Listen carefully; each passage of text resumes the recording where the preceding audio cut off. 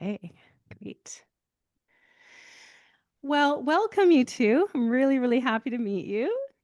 Thanks for having us. Great to meet you. Oh, my pleasure. And I just think, I love that you're a couple and that you've had these adventures together. To me, when I have read a little bit about your life and you've had like the year-long trek to find cheese and there's all kinds of stuff in your farm, and so we'll talk about some of those things, I hope. But I just find, it's really inspiring how you're using your lives to build community and feed folks and just honor heritage. So I just love that about what you're doing. So Thanks.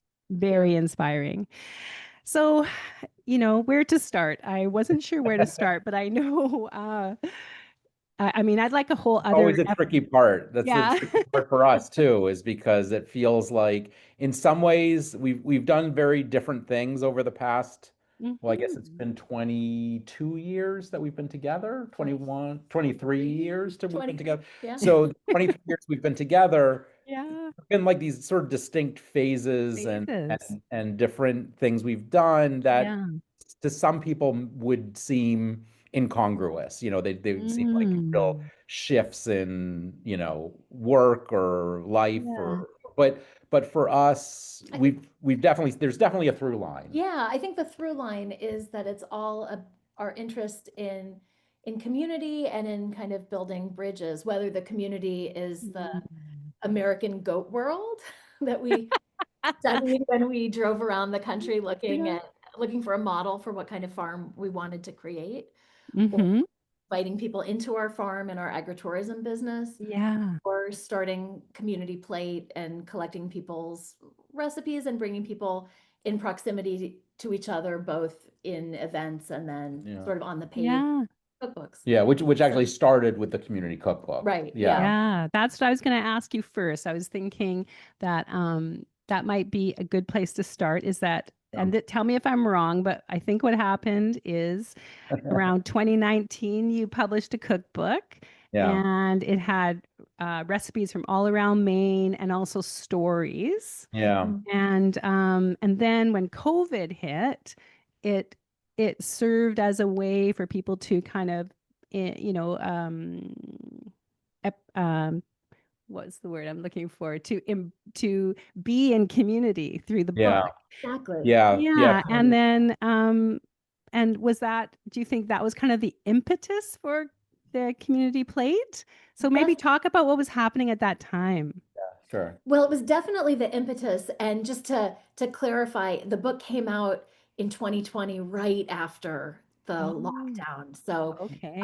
we were We were actually supposed to launch. we were finishing Yeah. editing when Okay. COVID in March of 2020 Yeah. when COVID struck, and then the book came out in June of that June year. of But 2020. Oh, wow. yeah, And it was so the first one we did was called the Maine Bicentennial Community Cookbook, and it was part of Maine's bicentennial celebration in 2020. And originally, we were planning to participate in all these bicentennial events that were going to be happening all over the Right. state. The tall ships were coming, and the Blue Angels were flying, Oh, and they had all these parades and all these yeah. fairs and festivals planned, and everything was canceled. Like basically they canceled the bicentennial Mm. except except for our cookbook. the book that had already gone to the printer. Yeah. So it came out and was a way for people to acknowledge, Mm. 200 years of statehood, not 200 years of food in Maine, because Mm. Those there, are two different things. yeah, this was a Mm. snapshot of what people were cooking in their kitchens right now in Okay. 2020. Hmm. With some historical nods, but it was really supposed to be sort of a celebration of our community as a state and Okay. The food that we the food eat that we were eating. And Hmm. and the stories behind that food. right, when we started collecting recipes, people sent us not just recipes, but stories. And so what had started out as this cookbook ended up being this narrative as well. Yeah. And in Mm. 2020, when people were sort of cooking a lot more, they were trapped at home. Yes. And People, not able to gather with family and friends Yes. who they'd normally be gathering with. And I know this was Right. the way that sort of really created a powerful sort of an aha moment for us Mhm. was that, we were, trapped at home without being able to, I mean, we love to entertain. So, dinner parties, having friends over to the farm. And we just couldn't do that. And so we were Mhm. really missing those connections and connecting people with Yeah. food. But through these recipes and the stories that people were sending us about their own family food traditions, we began cooking their family recipes. And it Mm. felt like we had all these other families and all these other people Oh, at our table with us, even though oh, they were there, lovely. their food was there, and the Mm. stories behind their food were there for Yeah. us. Did And you ask? I'm just curious, did you ask for those stories to come with the recipes or did they just organically come? organically, I mean, We Wow. asked for something, you know, tell us some information, but what we got was I remarkable. mean, people sent us unfinished memoirs. They sent us Oh, physically, they sent us the program. Two people at least sent us the programs to their grandmother's funerals that oh, had recipes printed on them. Yeah. Because oh, it was Wedding, like we a got, beloved so molasses. key. Yeah. yeah. And we got wedding programs and wedding Oh, photos and Things people had found in their barns, yeah, recipes oh, recipe under cards, things. people's, Um, pages from cookbooks that their mother had scribbled all the notes on, all mm. like just all kinds of things. And we were just like blown away. photos that people shared photos with us. So originally we had conceived of the book as more of a More of a straightforward sort of cookbook. straightforward. We didn't know how it would be Mhm. illustrated, but ultimately we decided no pictures of food. It was all pictures of people. And Oh. so it was all the things that people had sent us, snapshots from their families. Yeah. And so this came out in 2020, and I think we heard from people all over the state and actually all over the country that this brought them the same feeling of community that it was bringing us when we were compiling it and cooking Oh, from it. And gorgeous. so that planted seeds that when we could safely gather again, we wanted to figure out a way that we could turn this into something that existed off the page as Yeah. well. Well, first we did a Mm. second volume of that Right. cookbook because Right. So we much had so material much, kept coming yeah, in. kept coming in. People Oh, kept reaching out and saying, "Oh, I wish I'd known this was happening. I would have loved Yeah. to submit my family recipe and our family story." And Wow. we did a second volume with the first book had about 200. It says 200 recipes on the cover, but it's really like 220 recipes because Oh my gosh. it was so hard to cut people's family stories. And so the second book, I think, has 230 recipes and a little bit Wow, longer. amazing. And then And Carl, did you go and take photographs of the people or did they no, they just send said you? it's all like family photos that they sent us. Ah, lovely. And so, yeah, they would just send us they would scan old family photos of their Yeah. grandmothers or grandparents. I mean, photos are from, turn of the century of like great grandparents Lovely. and then some are more contemporary. Yeah. But yeah, so it's all with all the photos were provided by the people whose were submitting the recipes and stories. Right. and then so we did a second volume, and when that came out, it Mhm. was 2022, and had opened up, Yeah. and we felt like we could safely gather. And so we started thinking, like, what could we do? And someone who had actually a food writer who had actually contributed to both of the cookbooks said, well, do potlucks where everyone cooks something from the book. Mm. And we thought, well, we already know these recipes. And How these about stories, and these yeah, stories? How about potlucks where everybody cooks something new. something new, something from their Mhm. families? And Mhm. so we did our first test run of a community plate supper here at our farm in Ah. March of 2023. And then it's taken off since then. Yeah. And did you just have neighbors kind of come or how So did you? we had about 20 friends. And they were mostly friends who didn't know each other. Yeah, So they Okay. were strangers to each they all other. knew us. They all knew we were the Yeah, connective yeah. tissue. Oh, I love it. But they didn't know each other, and we had a format that was not exactly the way we do a story sharing supper today, but Mhm. very similar. We had the basic sort of structure kind of worked out. We had created. Did we have story prompts for that one? We did have Or a did we just have the theme? We theme. had a theme for the first one. We Yeah. had a theme, but I don't know that we did story prompts. Okay.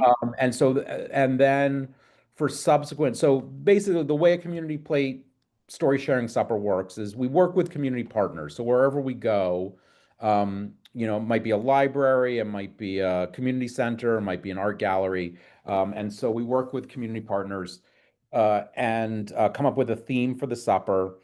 And we'll develop a story prompts that are that have to do with food. They're all food focused. Mm-hmm. And then people come, they bring food, they bring a story. We encourage people to bring a dish that has a story behind it. And then we gather the story. We use the story prompts over the meal to encourage people to share stories. We encourage people to sit with someone they don't know. Mm-hmm. And then we organize storytellers at the end of the meal Right. up and share stories based on the theme or about food or community, Mm-hmm. which provides a collective experience of connection for everyone at the Right. supper. And are the prompts like literally on the table?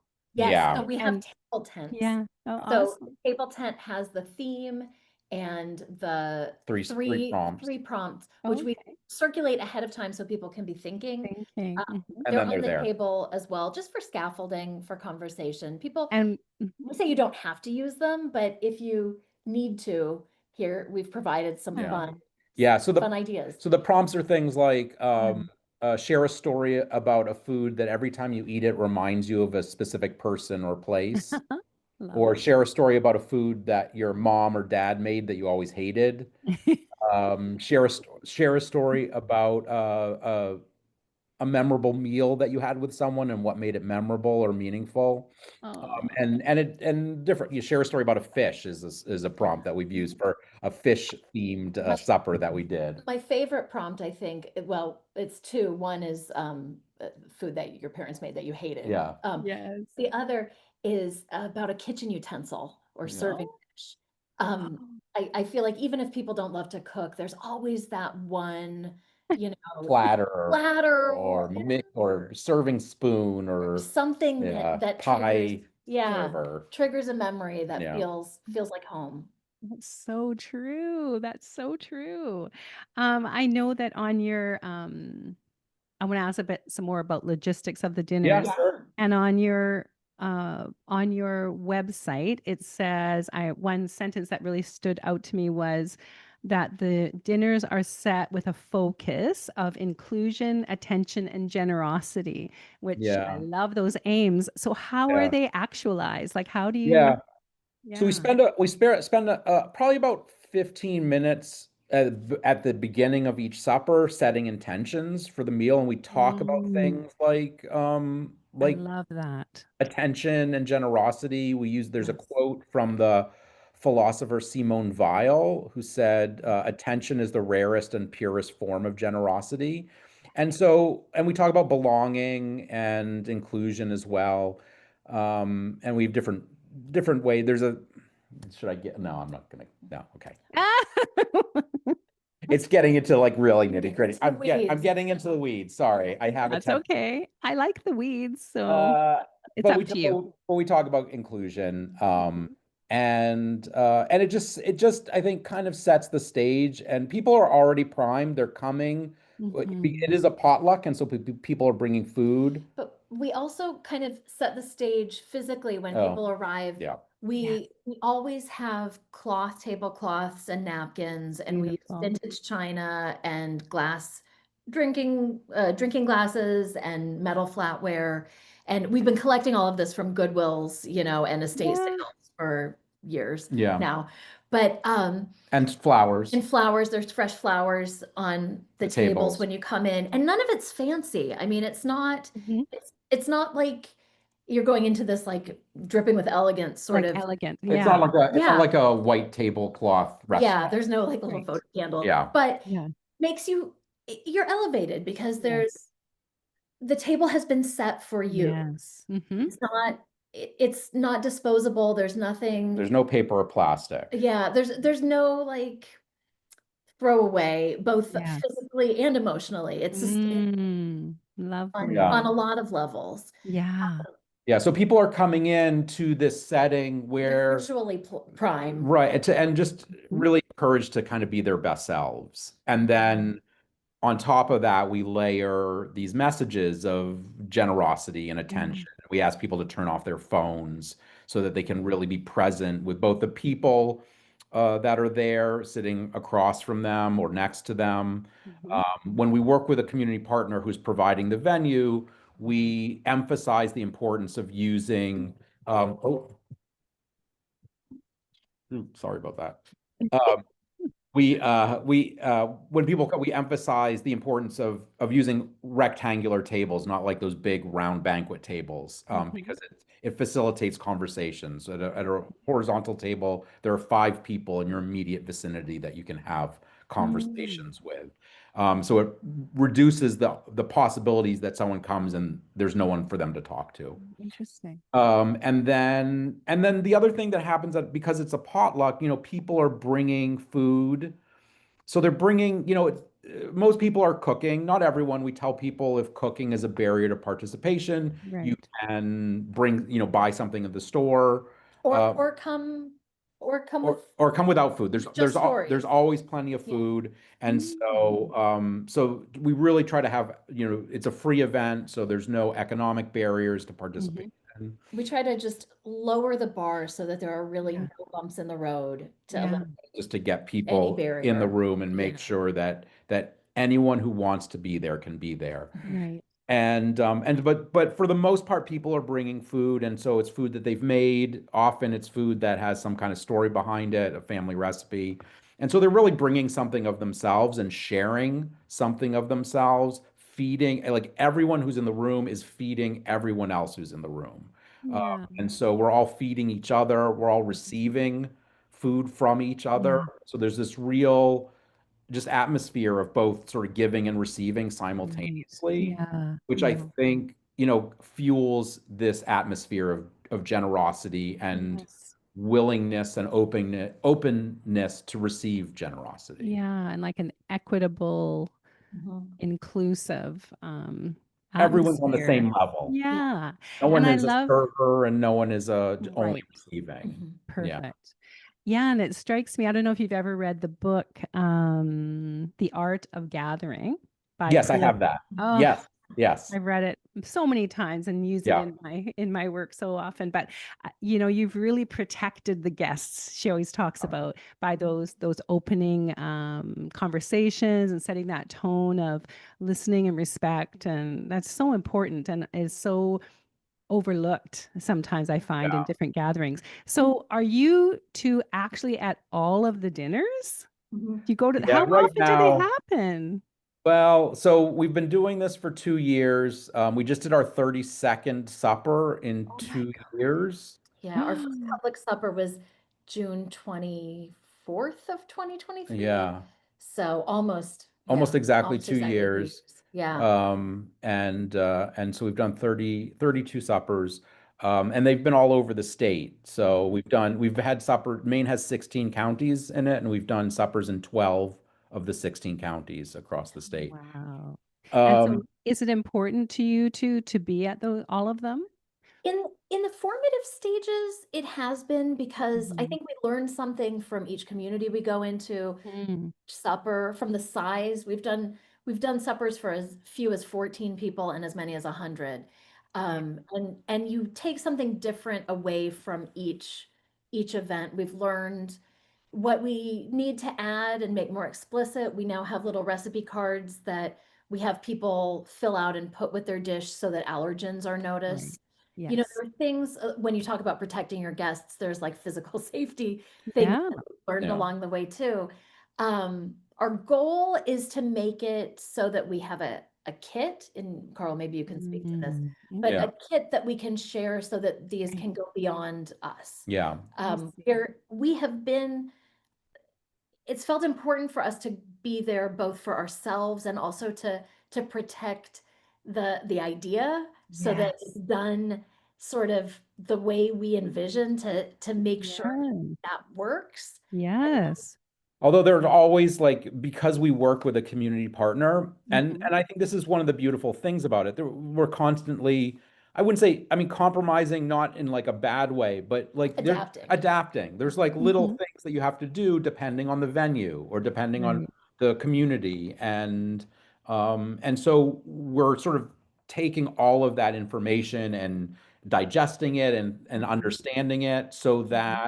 so that we can create this downloadable kit that Mhm. will then provide people with scripts and Right. templates and printable cards and story Yeah. prompts and all the things that we've sort of spent the past 2 years developing, and I wouldn't say perfecting, but Mhm. exploring and Mhm. understanding. And then we can create this kit, which will also include variations. Like you don't we do it with a certain way, like with China, and we set the tables with flowers, and we would recommend doing that Yeah. because it's everything has a Yeah. purpose, right? It's Yeah. intentional.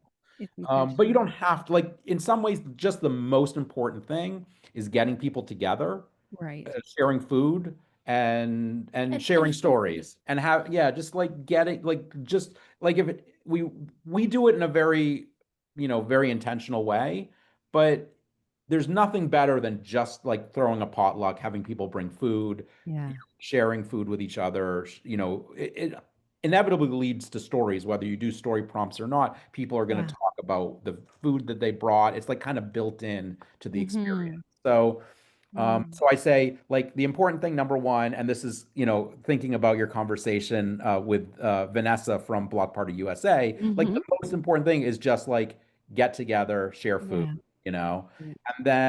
and then the next most important thing is think about think about that, what you sort of describe as protecting the guests, and I Mhm. might just describe, I mean, we might just describe as hospitality, Yeah. but think about how to make it as hospitable as possible, as Yes. inclusive as Yeah. possible, so everyone feels like they belong, everyone feels like Mhm. they're k- k- giving something, contributing Yeah. something, and getting yeah, Yeah. something out of it, and and everyone feels then like they're wanted. everyone feels like they're wanted, and then Yeah. figure out what are the little things that we can do to achieve each of those goals. Yes. Yeah. Well, and those things, I mean, first of all, I wanted to say that you being there, I think is so wonderful. Like I was asking that because I could imagine maybe some people thinking like, ugh, here's another dinner coming up. Like, here's, you Yeah. guys have a dinner over there and tell us how it went. But, you can tell by your wanting to be involved and all of those little pieces. I mean, yes, it's getting together and exchanging stories, and eating together, but that doesn't just happen. That I can tell. A lot about gathering and hosting, and it takes careful planning in a way, not fancy stuff like you're saying. It doesn't have to be fancy, like Vanessa says too, just small, but yes, there has to be some thought into what the kids are going to do. There has to be the thought of having name tags, Oh that yeah, we kind of always have name thing. tags. Yeah. So, yeah, so those little things, Yeah. yes, they're not hard to do, but they're Right. essential, right? To create that atmosphere that you Yeah. Do you want to want. talk about being community catalyst? Oh, no, that's not what I was gonna say. Oh, okay. I was just gonna say, we used to joke that we throw one party, Oh, like, yeah. at home, like, we only know how to throw one party, whether it's our daughter's birthday or Yeah. my kid's memorial service, it's all sort of food and story focused. Yeah. Um, and so we've kind of just expanded that outside of our home and farm, and, Mm, beautiful. the tips that we've sort of learned from just hosting as a couple, we're Yeah. Mhm. trying to sort of share. Yeah. But you But yeah, talked about so, the well, yeah, I mean, I think, sort of to your point, well, there are a couple things. One, I think this is just something that we've kind of gotten out of practice of doing, like communities Yes. gathering and sharing food, Mhm. either Right. because of the pandemic or because Yeah. people are more just like engaged with their screens and sort of the Yes. silos that they've become Mhm. so comfortable in, and Mhm. more fearful about talking to strangers or being engaged with strangers, so we don't like take Yeah. as many opportunities as we might have before of being Right. in community with people we don't know. Mhm. Mhm. And so we're just kind of out of practice as a society. I think so. And then, there are communities where, like a community center or a library might want to have an event like this, but not Mhm. know how to do it. So then we can Right. come in and sort of say, look, that we're like, so we sort of see ourselves as being community catalysts. Like, we can come in, Mm. do this program, show them how great it is just to get together and share food. And then the next time they've got, they have people who've They don't, experienced it, they don't need Yeah. us. And the, Yeah. although the most exciting thing is when we go call up a community that we did like a supper at the year before and say, would you like us to come back and do it again? And they say, oh no, we've got this. We're already planning it, we're scheduling it. We'd love to invite you and we'd love Yeah. for, any advice you have, but we're organizing it ourselves. And that's success for us. Oh, great. I think one thing we've forgotten to mention completely is we gather all the Yeah, I recipes was at getting to the, that. Yeah, yeah. at Oh, okay. the supper, all the recipes people have brought, and we make a little community cookbook that's distributed to everyone who came. I love it. And that we're a little behind on them, but the intention is there to get caught up. But that's an artifact that reminds people of the time that they spent together, and it's another way of building those community bonds. Yeah. The people who have come. Well, and it also, I think, coming out of our experience of putting together the community cookbooks, we see that as a way of, I mean, the community cookbooks was how recipes moved, and food traditions moved from family to historically from family to family. And we have recipes now that we cook in our family that if you asked our kids, they would say, "Oh, that's our that's a family recipe." But we actually got it from the community cookbooks, and we started making it, and it just it's something that we discovered our kids love or we love, and so we make it on a regular basis. And now that food and that recipe is like part of our family tradition. And then it connects us to this other family that, at some point our kids are going to run into someone and say, "Oh, we had claptrap," and they're going to go, "Claptrap? That's our family recipe," Yeah. That's And I'm just awesome. waiting for that day to happen. Oh, and so what about the money? Like you're saying you're printing these books. Oh, you had to ask. Oh, money. Yeah. So, and obviously Yeah. to, rent these spaces, but I know you have partnerships. So, Right. So because one it's of them free to attend the is, dinners, yeah, right? and that's really Okay. important that it's Yeah. free so that there aren't Yeah. economic The barriers barriers. for Yeah. the community. So yeah, we're fundraising. We write grants. Okay. We have some, we have donors that this is really resonating with, and so they're Yeah. supporting the efforts. And we do with the cookbooks. One of the nice things from a funding standpoint is that there's space in the cookbooks for local businesses to sponsor and have ads for the Perfect. suppers. Mm-hmm. So there's a business sponsorship aspect. There's we're writing grants both in terms of like art grants because of the storytelling piece, community building grants because of the potluck and community piece, and health grants because of the epidemic of loneliness, which we haven't really Yes. talked about. But Yeah. that's one of the reasons we started doing this was shortly. I mean, we'd actually already we had our first We'd supper. had a test run. We'd had our We already test had this run. idea. And then the Surgeon General came out with his advisory on loneliness I think that was in April or May of 2023. So it was like right after we'd done the first supper. Mm-hmm. And we said, oh, we read it and we're like, it was in this other aha moment where it's like his recommendations matched almost exactly like what we saw these suppers doing. And so sort of inadvertently through this just wanting to bring people together to share food and stories, we sort of stumbled into this public health solution for a public health crisis that was happening. Wouldn't it be wonderful if it was the solution? It is. Yeah, it is a solution, but Part yeah, of the solution. yeah, Absolutely. wouldn't it be amazing if just getting people together to share food and stories was the answer to this incredibly difficult mental health crisis that we're It basically is, isn't it? I mean, it really is. It absolutely is. So, one more question about logistics. So, how do community partners come to you? Do you say, we want a dinner? Who wants to sponsor us? Like, how does that part work?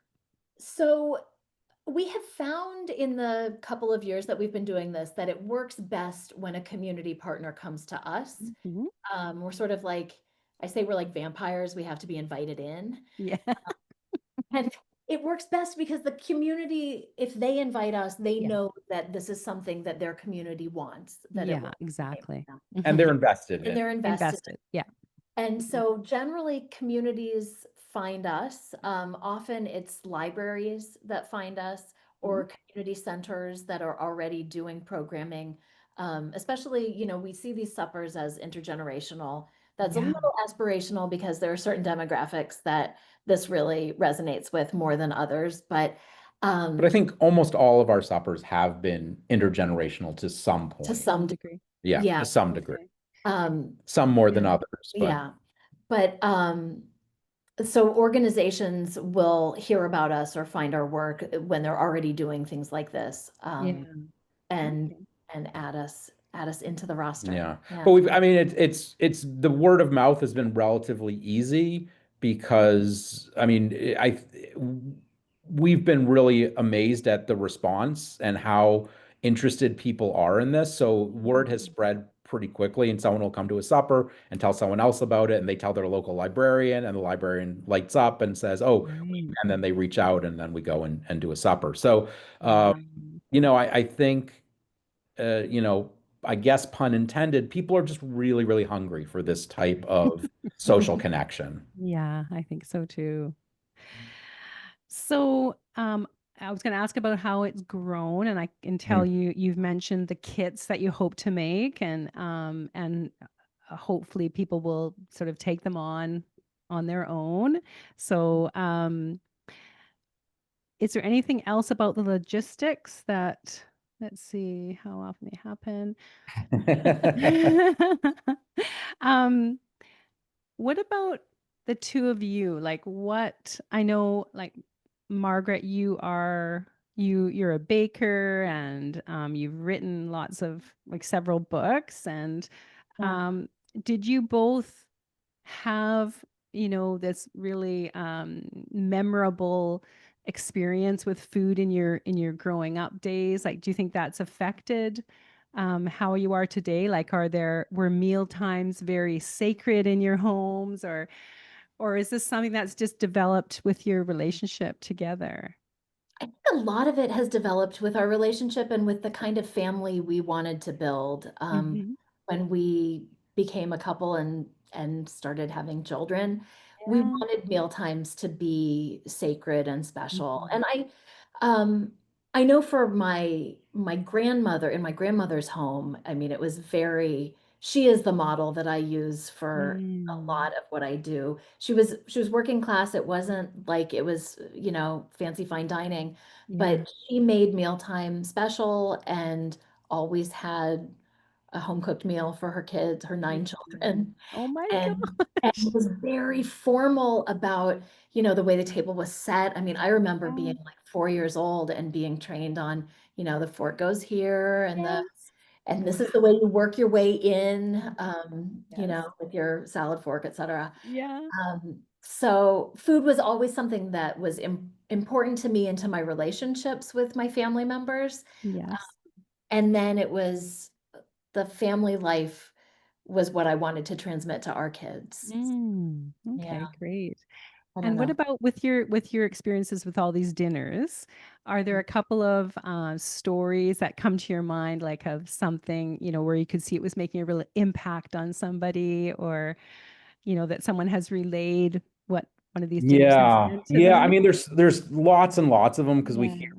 we do a quick survey after each of the suppers just to Hmm. get feedback from people, both about the experience, but also we ask people to share some kind of connection that they made with us, Good. whether Yeah. connecting with another person or with a dish or with one of the stories they heard. Yeah. And actually, one of the very first suppers that we did, a woman came to the supper, and she sat down across from me, and I asked her why she had come, and she said, "I came because I'm lonely."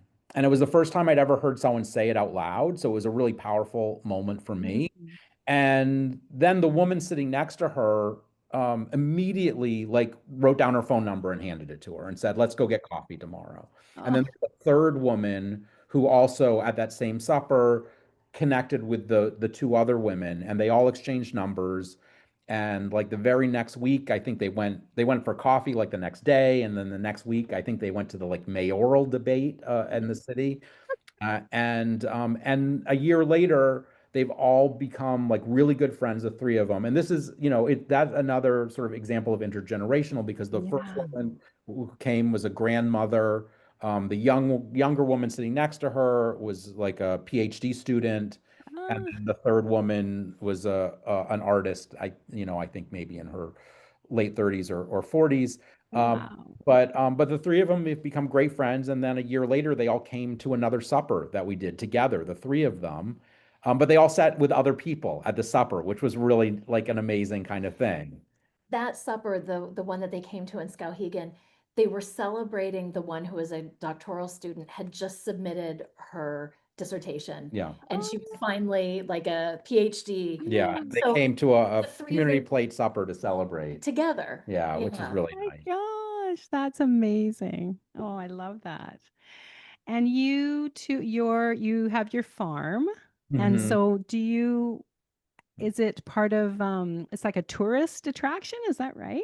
Do Well, people it's an agritourism business. So, I mean, it's a family farm, a diversified homestead. It's our home and where we've raised our kids, and how we wanted to raise our kids, living a life, you know, sort of close to the land, dependent on the land, engaged with animals.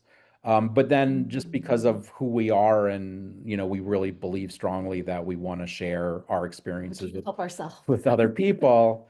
We started taking our goats in the wintertime. We would take them for hikes in the woods so that they would get fresh air and exercise. And we would Oh, invite friends to come along with us. And pretty soon those friends were inviting other friends. oh, And it just became this thing, taking people for hikes with the goats, that we started doing more and more of. And now it's like our primary like farm business is goat No hiking. kidding.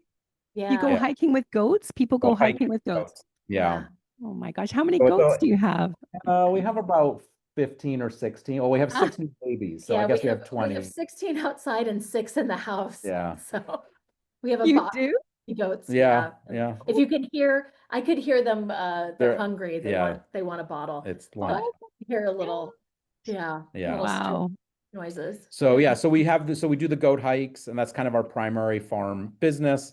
And then oh yeah. And then we have a guest house on the farm that we rent on Airbnb. People can come and stay on the Oh, farm and do a farm stay and milk wow. goats with us, or do chores, or different things like that. So Um, that's our farm business, which is separate from Community Plate, which is a Mhm. nonprofit organization. right. But it's It it's all been it informs, yeah, it's been yeah. this sort of 20-year both practice and developing philosophy around hospitality and Mm, sharing Yeah. food and sharing oh, stories with other people. yeah. That Oh, has I that and love that's it. the through line Yeah. through it all. Yeah, yeah, I can really feel that through line. And is it true? I think I read somewhere that maybe this was in the past, but some of the money that you raise, you give to food security Yeah, initiatives. so for the cookbooks, $2 from every book sold goes to organizations fighting hunger around the Oh, state of Maine. And to wow. date, Carl, you probably know better than I what It's a we've little over $30,000 that we've distributed so between the far from two. the two. So this is from the main community cookbooks that we did before we started Community Plate. Oh, that's so beautiful. Honestly, my heart's pounding. I just think one of the well, we have So, and we also volunteer at our local food pantry. So that's the yeah. So we Yeah. feel like we started doing that during the pandemic. It was mm. like going on a date It to was a get little away bit. from our kids. Go volunteer at the food pantry, and it's There Oh, were 5 of us yeah. The volunteering. kids now volunteer too. oh, that's wonderful. That's absolutely wonderful. I know when my kids were little, we went to like an old folks home every Sunday, my three kids and myself.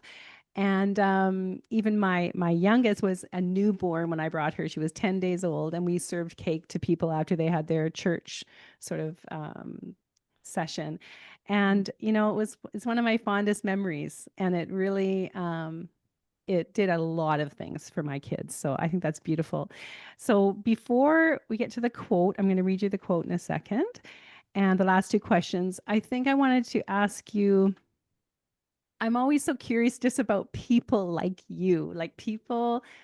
I like to think of myself in this category as well, I guess, to a certain extent. But, how some people dedicate their lives to serving, supporting the greater good, and other people don't really necessarily.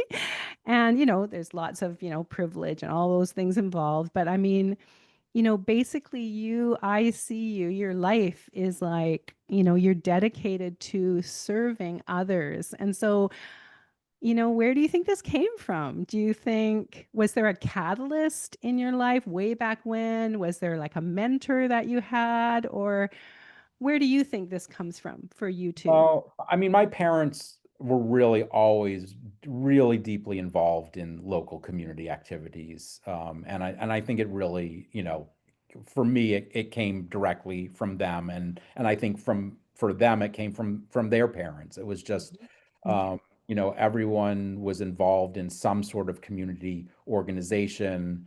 Both of my parents were Jewish. They both, were at one time or another president of the synagogue. Yeah. They were both, my mom was served on the board of the Holocaust Human Rights Center of Maine. My dad served on many boards, was part of, Chamber of Commerce, um, and, just different community activities. Mm-hmm. And it's funny, my dad had this saying that he would always say this. It was one of the things we sort of identified with him was it's not what you know, it's who you know. And when growing up, I always kind of bristled about that a little bit. I always felt it was a little bit kind of anti-intellectual, that it's, Yeah. not how smart you are, but who you're rubbing elbows with. But Yeah.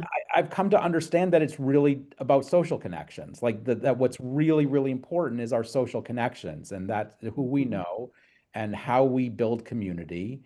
And so, like, even in this way that when I was younger seemed something that I sort of pushed back against, but the message was there all along that Mhm. what's really important is being part of a community and supporting that community whenever you can, because at some point you're going to need that support.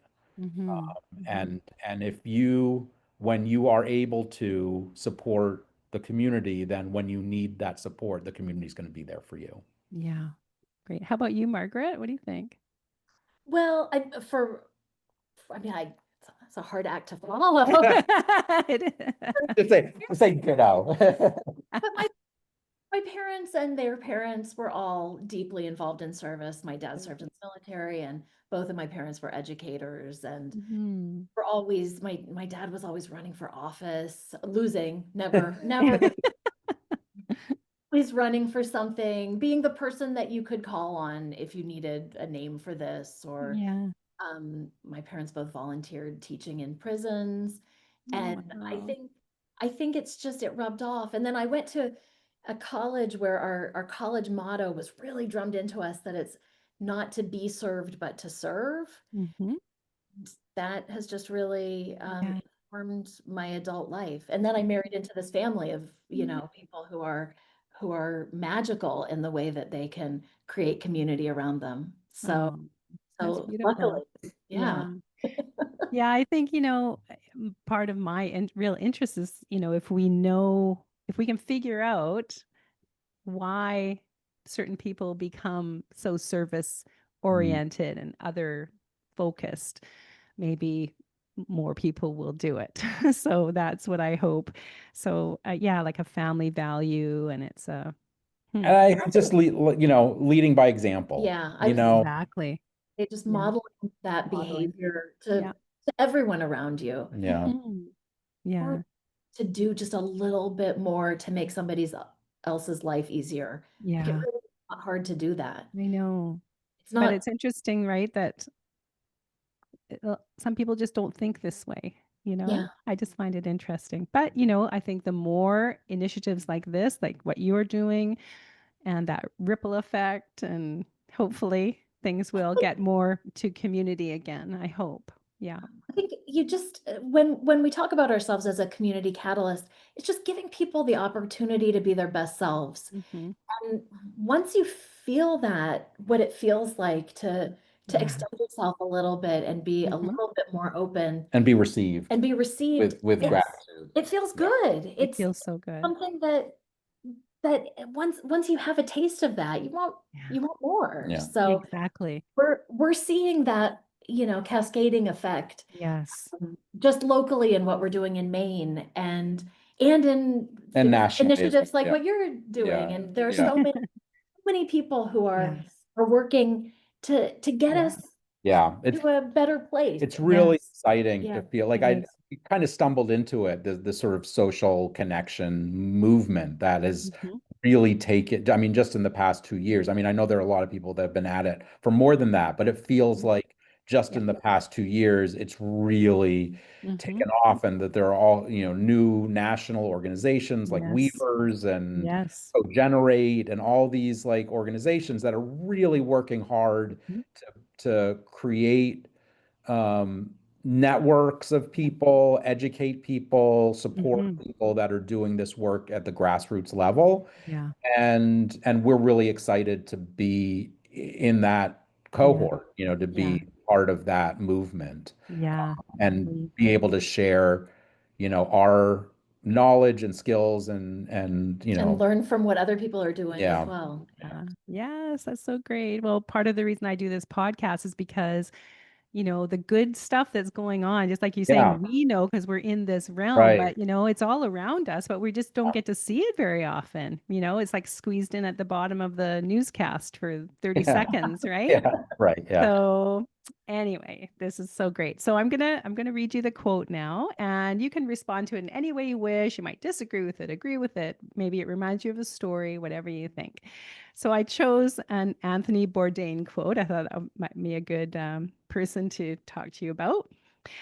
And this quote of his says, "Meals make the society hold the fabric together in lots of ways that are charming and interesting and intoxicating to me. The perfect meal or the best meals occur in a context that frequently has very little to do with the food itself." Yeah. Agreed. Yeah, agreed.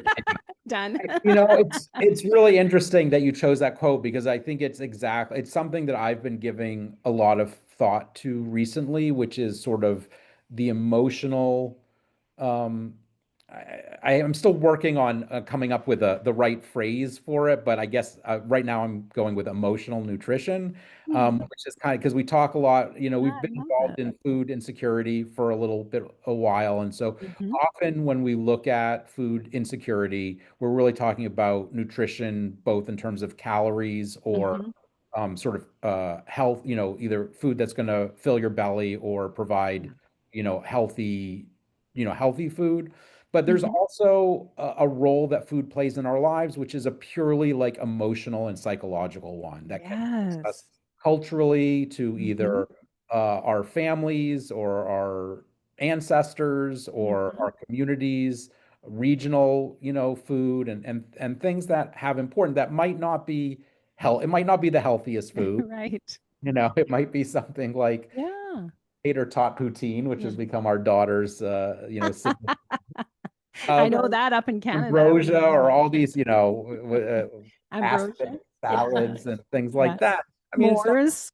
not healthy, S'mores. Right. healthy nutrition food, Yeah. but That's it fills true. this emotional need that we have for connection. Yes. And I think that's what Anthony Bourdain is kind of referring to is Yeah. to, the perfect meal. And then it's also who you're sharing the food with, Totally. and how you connect with them. And so Yes. Mm. that's So, something that we've been giving a lot of thought to. And I think it's at yeah. the very root of why these suppers have the impact that they're having. Although the one thing that I would not push back at, but my bias is towards collecting all the recipes, even if the Yeah. food isn't wonderful objectively, Yeah. uh, making Yes. sure there's a record of it so that you can recreate it later. Yeah. I love Um, that. Yeah. which I know Anthony Bourdain did. So Yeah. he just Yeah. left it off of that quote. Yeah, that's right. No, that's a really good point. That's true. Oh man, this is so great. I just love talking to you. I always end the podcast with two questions, but just before that, I just want to say thank you to Oh, you thanks for for. having us. This has been fun. Yeah, Oh, it's so been much. lovely talking to you. But the work you're doing in community building, and also I think honoring the land and nature and a slower, more thoughtful life. I Mhm. think it's just all beautiful and our common humanity. Yeah. So I just think you're creating a really rich and meaningful legacy too. That the Oh, two of you. thank Thanks. you. That's really touching. It's true. Okay, let's see. The last two questions.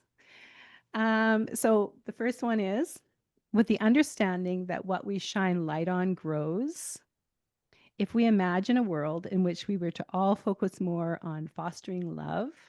So for me, what you're doing is spreading and fostering love, absolutely. If we focus more on fostering love like we did in the ways we were focusing on here today, what do you think we might see? Well, I mean, I think for us, I think the world becomes the place that we want it to be, that we want people to be able to sit down and anyone to sit down and share a meal together and feel like you're going to be met with welcome and gratitude. And so I think that's, sort of what we're hoping will happen. And the more Yeah. people that sit down and share a meal, the more people that will then go and do that with the other people. So it's yeah, Yeah, I think people will see each other's humanity yeah, and see a little bit of themselves in each other and Mhm. find more common points, Yes. so that we can, yeah, build together the society that nourishes all of us. Mm. That's beautiful. And the last question is just if you could, if you had to pare it down to one or two thoughts you hope people take away from our conversation today, what would you say? You're not good at pairing. no, Yeah.